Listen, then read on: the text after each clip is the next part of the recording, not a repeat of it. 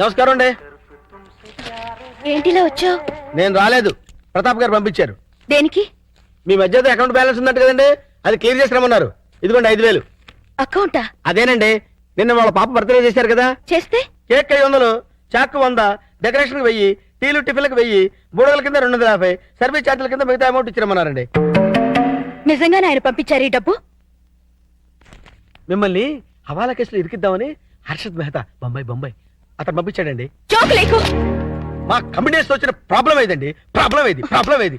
మేము సీరియస్ గా చెప్తే జోక్ అంటారు, మేము జోక్ గా చెప్తే సీరియస్ అంటారు. ప్రేమతో పాప బర్త్డే చేస్తే పేమెంట్ పంపిస్తాడా?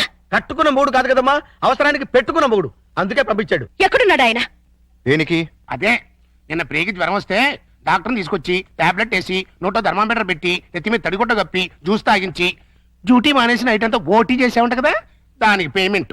ఒంట్లో బాగోపోతే సాటి మనిషిగా సాయం చేశాను, దానికి ఒక రేట్ కడుతుందా? కమిట్మెంట్ ఉన్న వైఫ్ కాదు కదా, కాంట్రాక్ట్ వైఫ్, అందుకే సెటిల్ చేసి ఉంటుంది.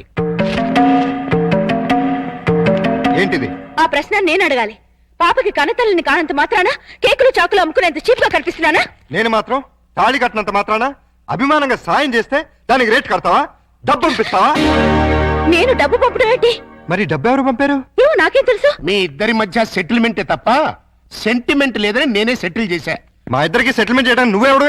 నీకు మావని, నీ కూతురికి తాతని. అయితే ఎలా నాటకాలు ఎందుకు? మీరాడే నాటకాలు చూడలేక. అంటే మా ఇద్దరికి ఎలాగోలా గొడవ పెట్టి విడదీద్దామనా? అంటే మీ ఇద్దరు కలిసిమెలిసి ఉంటున్నారా? కాపురం చేస్తున్నారా? కాపురం చేయకపోతే మాత్రం కలిసే ఉంటున్నావుగా. ఎందుకు? ఎవరిని ఉద్ధరించడానికి?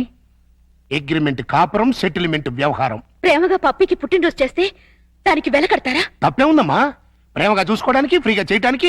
పప్పి నీకేమన్నా చుట్టమా? ప్రియా పప్పికి తల్లి. తల్లే? ఏ వరుసలో?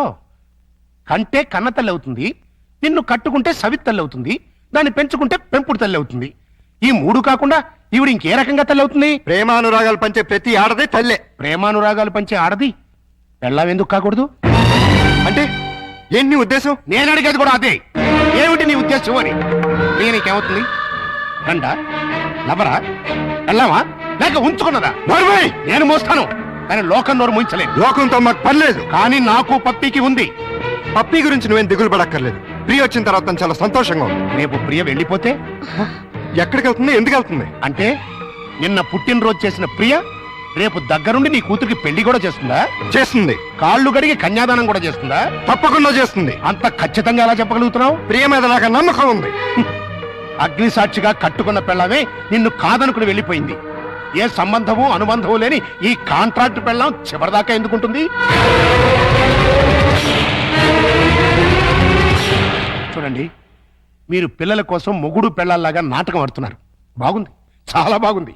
కానీ రేపు బబ్బులు పప్పిలకి ఊహ తెలిసిన తర్వాత మీ ఇద్దరి మధ్య ఉన్నది పవిత్ర బంధం అనుకుంటారా, అక్రమ సంబంధం అనుకుంటారా?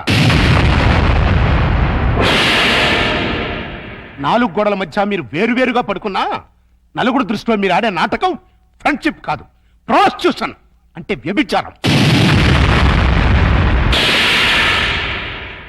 చిన్నపిల్లలు అమ్మా నాన్న ఆట ఆడితే తమాషాగా ఉంటుంది, కానీ పిల్లలున్న మీరు అమ్మా నాన్న ఆట ఆడితే అసహ్యంగా ఉంటుంది.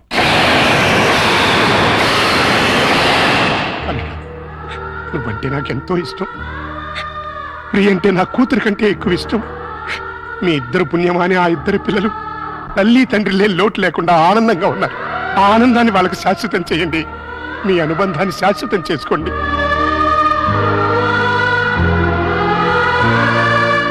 మీ ఇద్దరికి ఒకరంటే ఒకరికి ఇష్టం ఉంది, ఒకరి మీద ఒకరికి ప్రేమ ఉంది, కలిసి బతకాలని కోరిక ఉంది. కానీ చెప్పుకోకుండా ఒకరినొకరు మోసం చేసుకుంటున్నారు. ఎందుకు? అయినా ఇందులో తప్పే ఉంది. మీ ఇద్దరి జీవితాల్లోనూ గతం ఒక పీడకల, అది మర్చిపోయి ఆనందంగా జీవించండి.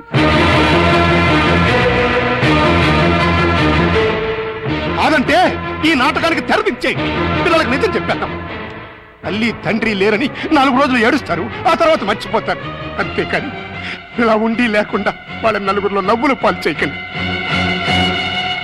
ఒక్క మాట, రేపటి నుంచి ప్రియ నీ భార్యగా ఉంటేనే పప్పి ఇంట్లో నీ కూతురుగా ఉంటుంది. లేకపోతే నా మనవరాల్ని నీ నుంచి శాశ్వతంగా దూరం చేస్తా. అడ్డొస్తే కిడ్నాప్ చేసి మరీ ఎత్తుకుపోతా.